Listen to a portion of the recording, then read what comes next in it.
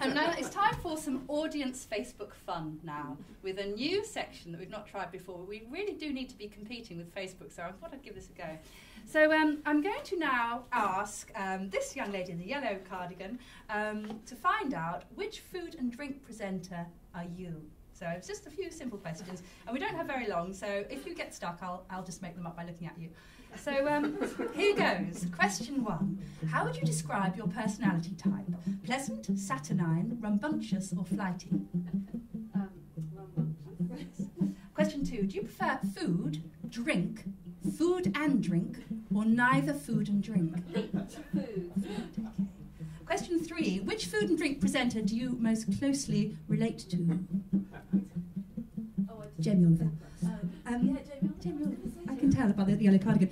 Question 4. If you were a wine, would you be a cheeky red with base notes of spice and blackcurrant, a wordly rosé with poise but also baggage, or a white with fallen arches, high blood pressure and no friends?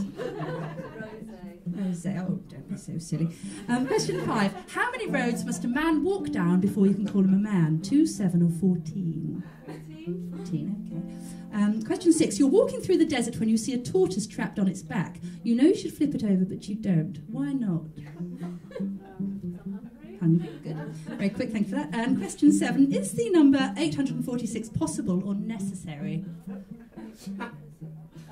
It's necessary, thank you.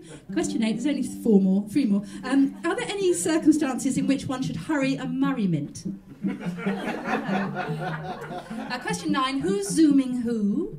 I'm just going to point out that Fred wrote all these. I'm frowning inwardly, just like you are in actual life.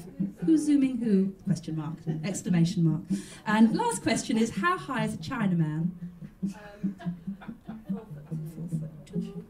Okay, let's have a look at the data. So, yes, I see that there we go, you're Chris Kelly on the cusp of Michael Barry with Julie Goulden rising, apparently.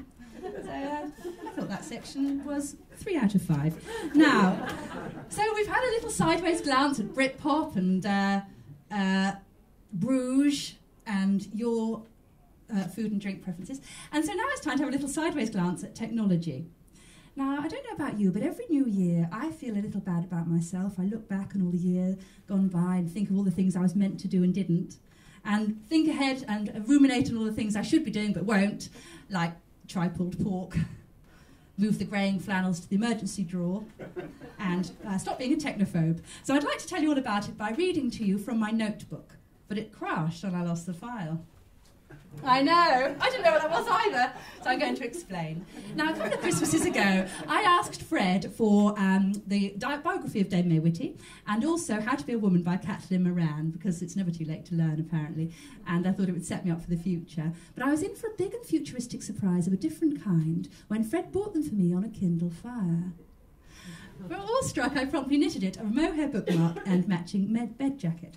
Now, on his first outing, I took my Kindle Fire on a long train journey, and when I opened it up, the screen was all black. So I tried tippy-tapping on it, and I did the little switch there and pressed the button, and nothing happened. And so I tried talking to it, because I've seen Mrs. Henderson next door talking to the Google, saying, where can I buy cannabis seeds? I've got back trouble. And it finds them for her. I wasn't saying that on the train. I was saying, I'd like to read my book. Are you there? Hello? Take up where we left off. Very nice. And, I think it was page 34 or maybe 10%. I'm going to have to look when you start. I'm afraid I can't really speak up because I'm in the quiet carriage. And then the man opposite told me the battery had died. So that's technology. Next time we're going to be looking at Fred's first LOL. I go viral in a good way, and we look at chat rooms versus summer houses. So that's the end of that bit, is it? The end? Yes. And if you want to go onto Twitter and be modern, use the hashtag the end, is it? I think it is it? And everyone will know exactly what's going on. Thank you. And that section was brought to us by the Infinity Foods of Brighton. Cooperative rice at an uncooperative price. Everyone sing along now. Cooperative rice. It's quite cathartic. At an uncooperative price, or guilt-inducing, depending on whether or not you work at Infinity Foods and where you stand on the price of rice.